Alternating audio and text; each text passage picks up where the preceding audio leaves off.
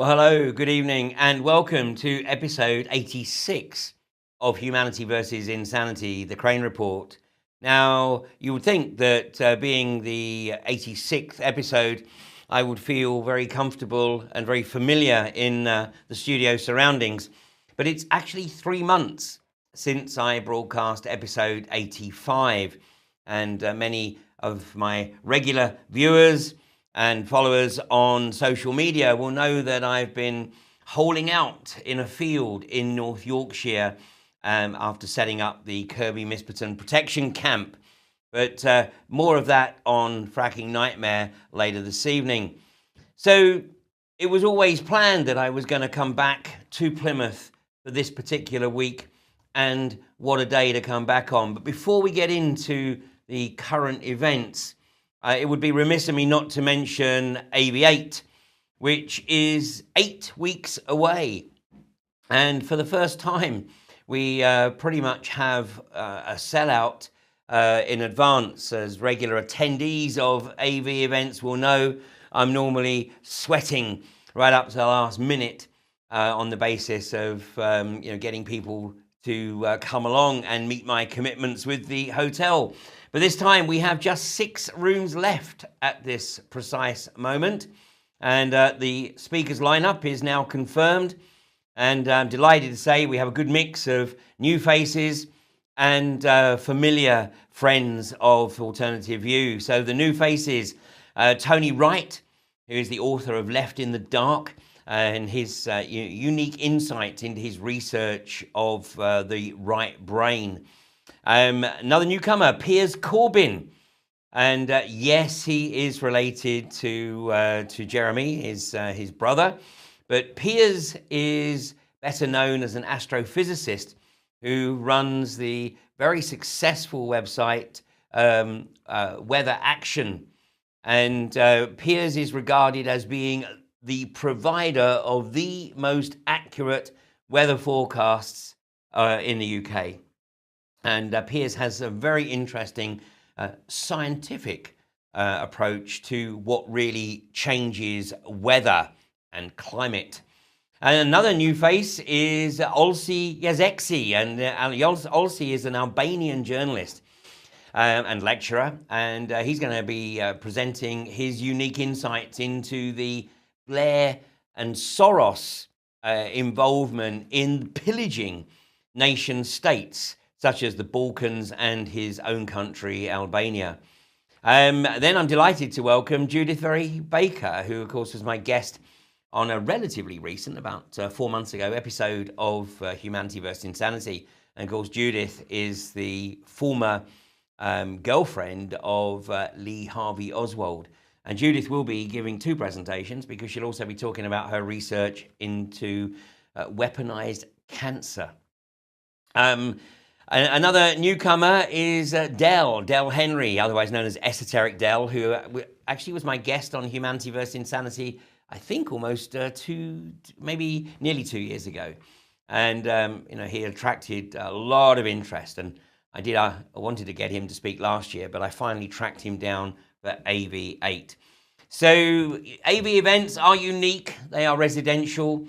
They are the only events that I'm aware of in the UK where the participants and the speakers are effectively thrown together for 3 days, and everybody has the opportunity to mingle and discuss in more informal environments. And it's not so much the conference, perhaps the conference is the catalyst, but it's what comes out of those conversations that take place over meals and in the bar in the evening.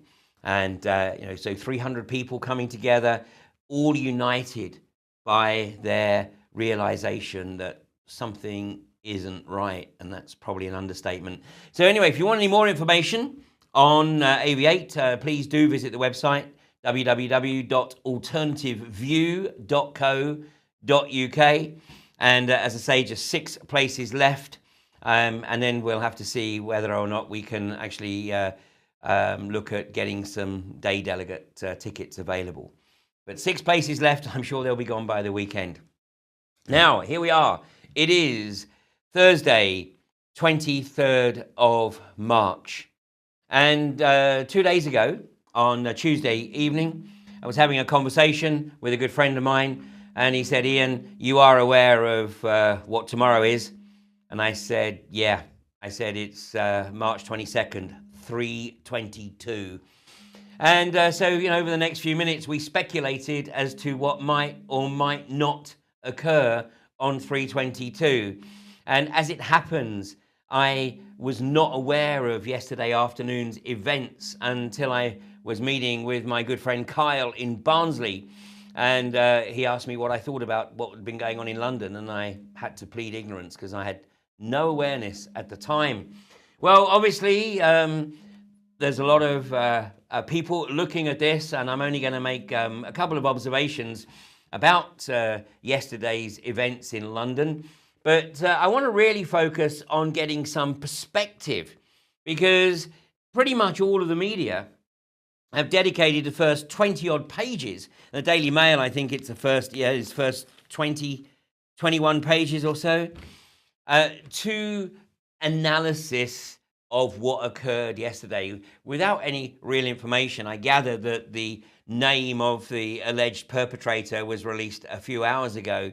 But somehow, of course, the journalists managed to fill 20-odd pages based on, perception, really. But why is this important? Well, first of all, let's take a note of the significance of 322. 322, this is a presentation in of itself, but 322 is the sacred number of Skull and Bones. And if we look at global events, then it is remarkable how often things of significance occur on the 22nd of March. Just like on the 11th of September, 9/11, another very significant date in the occult calendar. And, call it a hunch, but I'm guessing that somebody else was aware of this, and they were literally waiting to take this shot here, looking down. This must be from the other side of the Thames with a long-range lens, but waiting to take this shot at literally 3:22 yesterday afternoon, as if to rub it in. Well, this is all about maintaining, of course, the false agenda, the fake agenda. And, it's beholden almost upon the ruling parasites to keep creating the fake enemies. And, when one is exhausted, i.e. it no longer really pushes the buttons of the proletariat, then they have to come up with a new one. And of course, anytime there's a war on something, that the intention is that war will never end. So, we've had the war on drugs for 50 years or so. And of course, the war on drugs really means keeping the drug supply going, which of course was one of the primary purposes of going into Afghanistan in 2001, because the Taliban had pretty much shut down the supply of raw materials for the opium trade. And so in addition to the pipeline that the US government wanted to build across the country, the other thing they wanted to do was get the opium supply back up to levels that they could sell and make sufficient money for their black operations in the global arena. Then we have, of course, the war on terror, and it goes back to Al-Qaeda, which, of course, was means the database, as was revealed by Robin Cook. But Al-Qaeda goes back to 1979, and of course Al-Qaeda was the creation of Zbigniew Brzezinski. But Al-Qaeda has morphed into ISIS, Daesh, Al-Nusra, and multiple other names, because the intention here is to keep Joe Public absolutely confused, having no idea who's fighting whom, and just keep the focus on the agenda that the purpose is regime change. And of course in Syria it's to get out Assad, because he will not play ball with the global corporatists. So consequently, the axis of evil is somewhat reduced, because of course it used to include Iraq and Libya Sudan. But those countries have been taken care of. So what are we left with now? Well, focus is on Syria. Cuba, obviously the US are trying to bring into the fold through soft measures. But of course, we still have Iran and North Korea in the sights. So that's what the mainstream media wants Joe Public to believe is the axis of evil. But let's take a look at the real axis of evil. And I'm going to really make the observation that I am sitting in the southwest corner of one of the countries that perpetrates evil throughout the world and has done for many generations. And the US, UK, French, Israeli arms industry is certainly fueling the death and destruction of nation states elsewhere in the world. And to put this in perspective, I believe the UK is now regarded as the second largest supplier of armaments to countries regarded as having dictatorships and human rights abusers. Well, it depends on your definition. I mean, obviously there are extreme human rights abuses, and then there's the softer human rights abuses, which we are seeing increasingly in the US and in the UK. The US more so than the UK, and of course the recent protests at Standing Rock in North Dakota were an example of how an outrageously militarized police will literally brutalize those who have the audacity to challenge the corporate agenda. And whilst we're not yet seeing that level of militarized police in the UK, what we are seeing is an increasing amount of gratuitous aggression. And we'll be looking at that later on this evening in Fracking Nightmare. But the arms industry, the UK prides itself on having the technology to cause death, destruction, heartache, and of course ultimately leading deliberately to things like mass migration. And as we've discussed previously, that is all part of the global agenda to destroy the national homogeneity of nation states by creating this massive influx of immigrants. So obviously there are arms fairs which are met with various levels of protest, and obviously the level of policing and the level of security increases every year.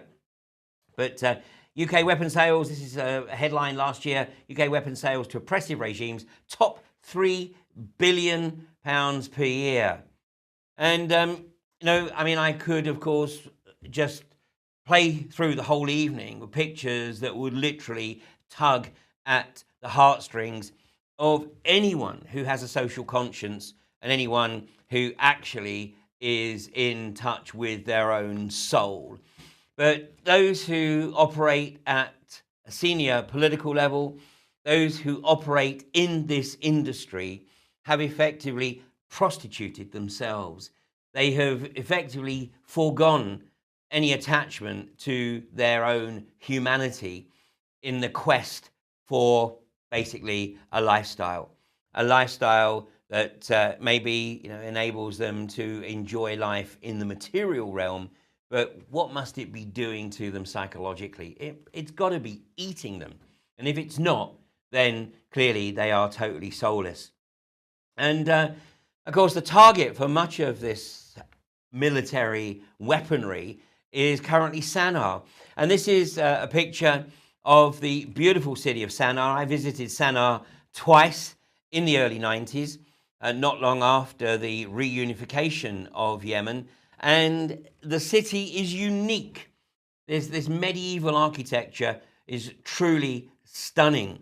And yet the war initiated ostensibly by the Saudis, but now involving so many other nations, has effectively turned this beautiful city into a pile of rubble. And of course, that's what's going to happen when you start lobbing, £3 billion worth of armaments at them. So what is the cost of this? And let me put this in perspective. Every single national paper, 18, 20 pages, due to events yesterday. And yet, if I was to walk down the street tomorrow and stop people at random and ask them how many people they think had been killed, wounded, or displaced by the war in Yemen, would they know the answer? Well, let's just take a look. I mean, this is best estimates, and this is literally in the space of 2 years. So the Yemen civil war is being called. Well, it's not really a civil war anymore, is it? Because whilst there were internal disputes which have been running for centuries, and certainly the British SAS were involved in the early 1970s in fighting against the Houthi, but now it is a multinational attack on Yemen, on the entire infrastructure of the country. And this is, from earlier this year. Yemen civil war, 10,000 civilians killed and 40,000 injured in the conflict. And that's according to the UN. Meanwhile, the US sells the Saudis $1 billion worth of weapons amid deep concern over civilian deaths. Look at the hypocrisy in this headline. You either have deep concern, or basically you're going to sell them $1 million worth of weapons. And the reality is that the socio-psychopaths driving this agenda, throw in the deep concern because they think that makes it all right, and they think that people will go, oh, that's okay then. They're selling them the weapons, but they've still got some deep concerns. Let me put it frankly, they don't give a shit. It's not their family, and they are being conditioned to believe that these people that are being attacked are something less than themselves. So, just like we know there's a particular race that refers to people who are not of that race as the goy, the goyim, the cattle. So in the US, we have this conditioning, and to a lesser extent here in the UK, this conditioning that these people that are the victims of these attacks are something less. And they certainly don't deserve 20 pages in the British national press. But let's look at the spread. This is the value of UK arms exports. And really, this is pretty unbelievable. Let's just take a look at this.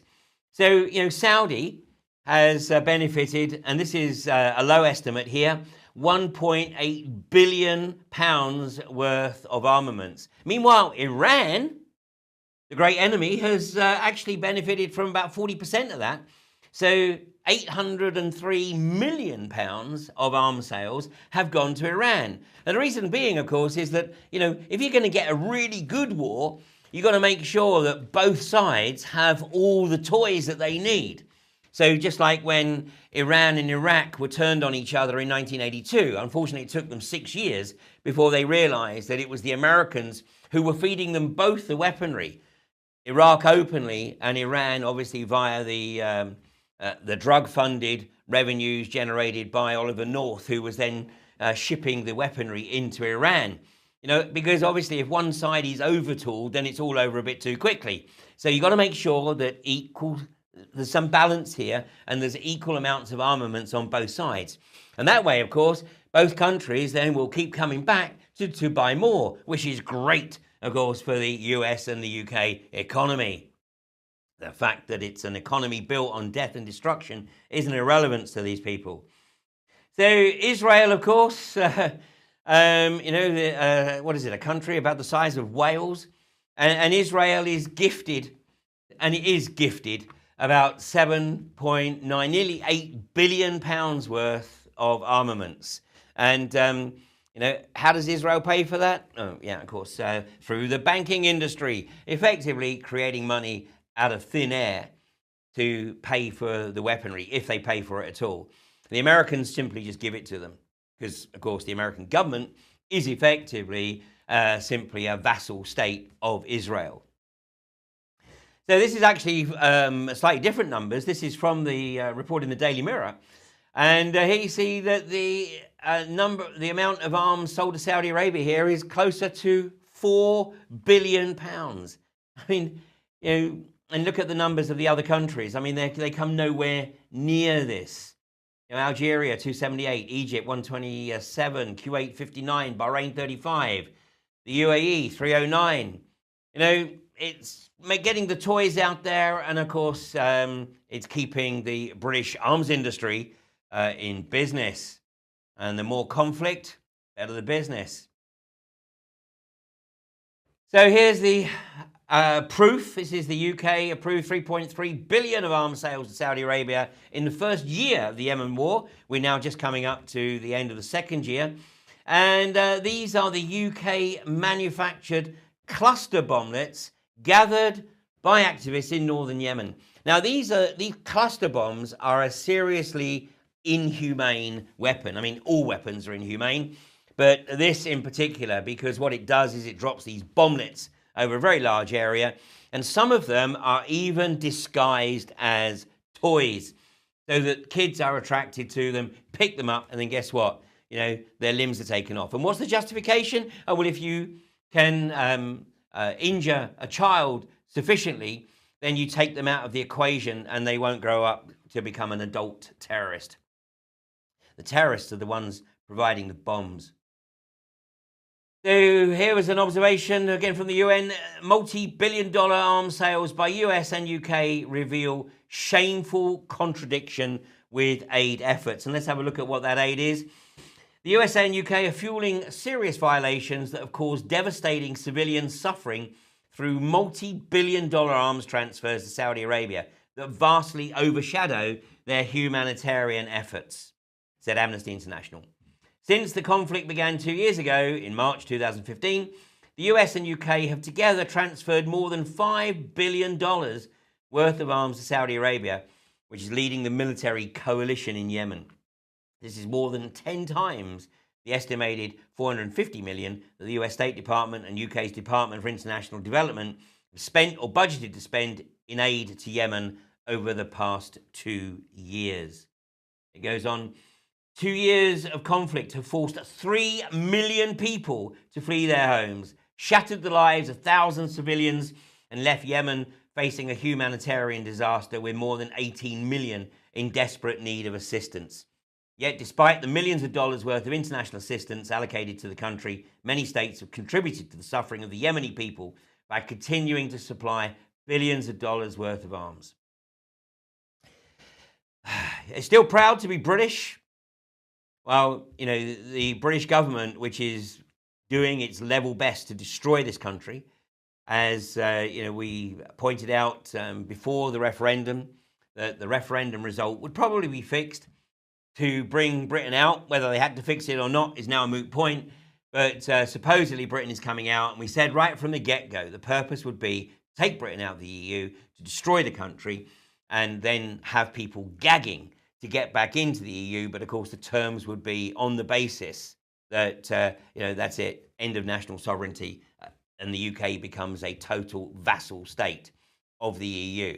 It's really time to wake up and smell the methane, except methane's odorless. But we have a real problem, and of course it's exacerbated by socio-psychopaths like Boris Johnson.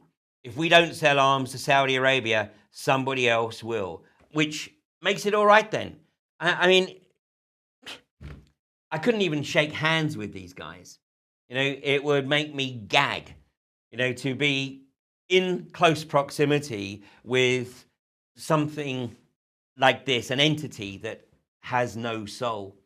And of course, here's another one, Michael Fallon. And of course, his previous role before becoming Secretary of State for Defense was Secretary of State for Energy, where he used to lie on a regular basis about the safety of unconventional gas, i.e. fracking. And now, of course, he lies about the role of the British military and the well-being of the British military, whilst winding them down, so that just like Tony Blair used to do with states like Libya, where he got Gaddafi to get rid of his weaponry. And what's happening here is that the UK is getting rid of its standing army, so that basically when the time comes and the UK does become a vassal state of the EU, you just put foreign troops on the streets, because there won't be any conflict on that basis.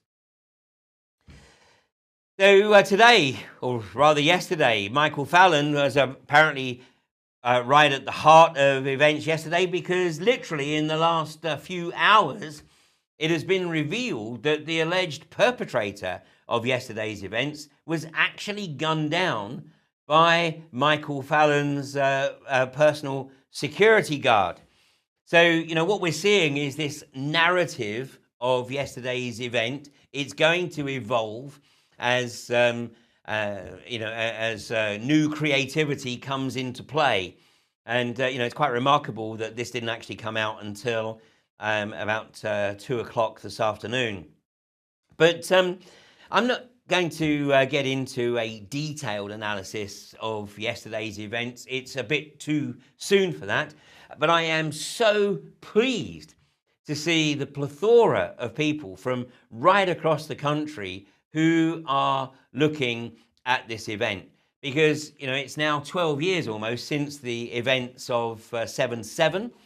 And as is irrefutably provable, it is absolutely impossible was impossible for the 4 alleged perpetrators to have carried out those bombings on July the 7th of 2005.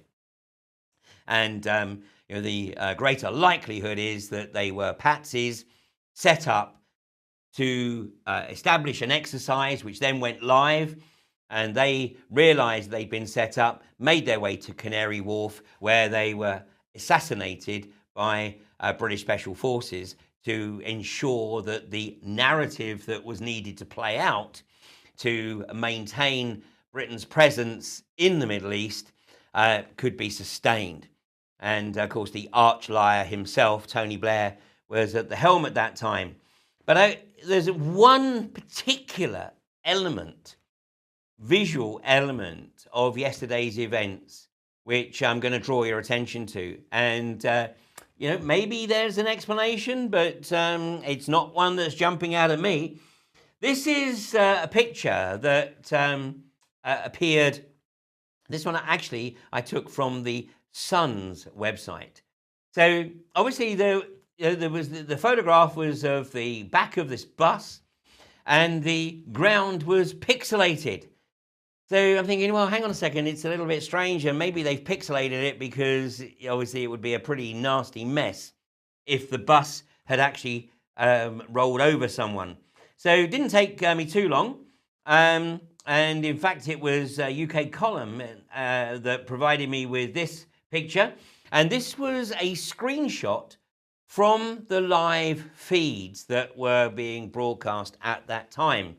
And so you can see here that whatever the Sun had pixelated out is here covered by a white sheet. Well, a little bit of digging around, and I found a couple of photographs without the white sheet. Now don't worry, because the blood and the gore that one would anticipate seeing if a bus had rolled over a human being isn't present. So take a look at this. This is the shot without the pixelation and without a white sheet.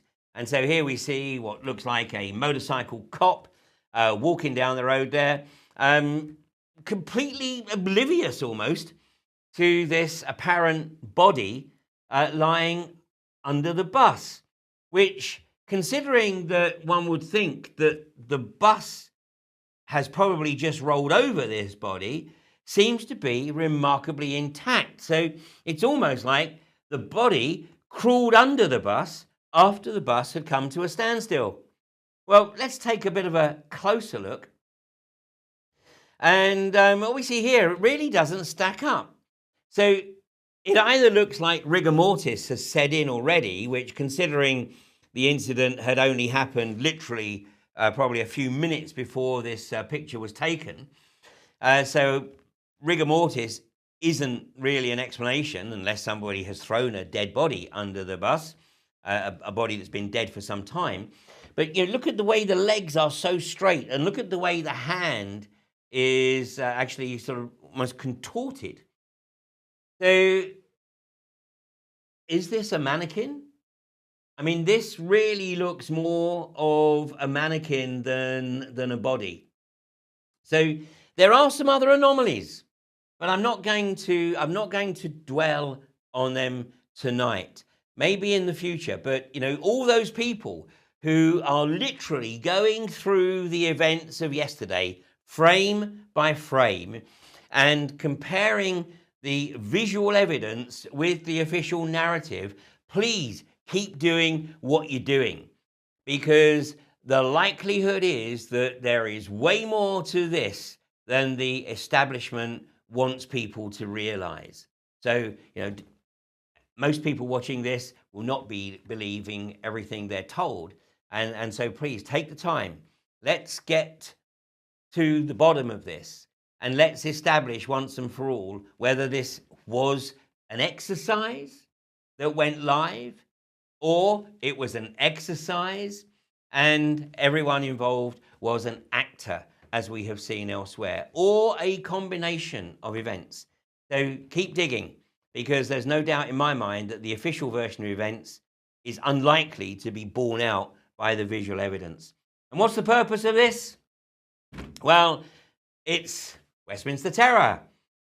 State-sponsored operations to further a strategy of tension, justify illegal wars, and bring about a militarized police state. So no doubt we're going to hear over the next few days. I mean, we already see in amongst the 20 pages of the Daily Mail, and there's one picture of a young lady who seems to be putting her hand over the guy's mouth, saying, no, don't let on, it's an act, it's just a game. But there is one article in here which should give everyone cause for concern. And this is written, I believe, by Max Hastings. Yes. And here it is. It says, if our phones have to be tapped by the spooks, then so be it. Well, in reality, of course, and that's on page 22 of today's Daily Mail. And the reality, of course, is that anything that has the word smart in front of it isn't smart for us. These phones already have the capacity for remote access, for the microphones to be switched on, for the camera to be switched on. So those of us that have smartphones, then the reality is that we have to behave with the awareness that everything that we put into our phone, everything we say, everything we do, can potentially be monitored, and probably will be. Not necessarily on a real-time basis, but it will be stored. And then when those agencies that want to go back and tap into that information, they'll be able to do so, probably without a warrant even. So this is where it starts to get real scary, where we've got Max Hastings, who's a historian, in the heat of the aftermath, saying, if our phones have to be tapped by the spooks, then so be it. This is well, it's not even the thin end. We're already a long way down the wedge. The creeping police state, the corporatist police state. And we'll see more of that, of course, in Fracking Nightmare. And it is historic for the states to put out, for any nation state, to put out whatever information it believes it needs to put out to corral the people into passivity, basically, into pacifying the nation so that they can proceed with their agenda. And one example of this was back in 1990, when the Iraqi troops entered Kuwait, and the allegation was made that the Iraqi troops were throwing Kuwaiti babies out of incubators. And we've seen this repeated in Syria, where the allegation was that the Syrian troops had bombed a hospital and then were actually switching off the electricity supply to deliberately kill the babies that were in incubators. Now, back in 1991, of course, the world was told that Saddam Hussein's retreating Iraqi troops had set the world alight. And of course, this enabled the world's media to demonize Saddam and effectively placate the civilian population into accepting the devastating sanctions that were placed on this nation. And obviously the pictures were pretty horrific. And I can tell you that actually, being in amongst it, it was like a visualization or experiencing being in a virtual reality of Dante's Inferno. And of course, the official story, one put out by WikiLeaks, the Kuwaiti oil fires were caused by Iraqi military forces setting fire to a reported 605 to 732 oil wells, along with an unspecified number of oil-filled low-lying areas where there were lakes. But over the ensuing years, a number of people, in fact, it took about 12 years, but before US military veterans were coming forward and stating that they were part of the teams that set the wells alight. The purpose being, of course, to demonize Saddam in the eyes of the world. So even with access to the technology, even with the access to watch real-time footage, Zbigniew Brzezinski stated many years ago, in fact, when he wrote in Between Two Ages, the Technotronic Era, he wrote, "Shortly, the public will be unable to reason or think for themselves. They'll only be able to parrot the information they've been given on the previous night's news." Well, bear in mind that this is the guy who 6 years ago now, I think it was, made this statement in a speech at Davos. He said, "Major world powers, new and old, also face a novel reality. While the lethality of their military might be greater than ever, their capacity to impose control over the politically awakened masses of the world is at a historic low. To put it bluntly, in earlier times, it was easier to control 1 million people than to physically kill 1 million people. Today, it is infinitely easier to kill 1 million than to control them." This is what it's all about, people. It's all about the media putting out a narrative, telling you that black is white. But fortunately, the number of people switching off their TVs and the number of people not buying newspapers is increasing exponentially. And as George Carlin famously said, those who don't read newspapers and don't watch TV know a damn sight more than those who do. So this is what the establishment are looking to try to do. They are looking to keep people in apathy. They want people to abdicate any interest or any awareness they have, because this, they believe, is very powerful, because people who abdicate have some idea of what's occurring, but they choose to bury their head in the sand and just ignore it. And then the last one is willful ignorance. 3 tools, all of which are in our control. So what can we learn from this? Well, I stumbled across this cartoon a little while ago, and it's so true. Switch off your TV, stop buying newspapers, don't get your information from a single source, get it from multiple sources, and come to your own determination of what you believe to be the truth. And in the last episode of Humanity versus Insanity, I took a quote from the Secret Covenant, which manifested on the 21st of June, 2002, on a financial website, bankindex.com. Now, we have no idea of knowing whether this document is a forgery, whatever that might mean, but there's no doubt whatsoever that the content of this document is becoming increasingly imposed into this reality. And I'm just going to read a very short extract from the Secret Covenant. "If they ever find out that together they can vanquish us, they will take action. They must never, ever find out what we have done. For if they do, we shall have no place to run, for it will be easy to see who we are once the veil has fallen. Our actions will have revealed who we are, and they will hunt us down, and no person shall give us shelter. This is the secret covenant by which we shall live the rest of our present and future lives, for this reality will transcend many generations and lifespans. It's up to us. It's up to humanity to come together to restore justice, natural justice, and remove these parasites from office forever. Thanks very much.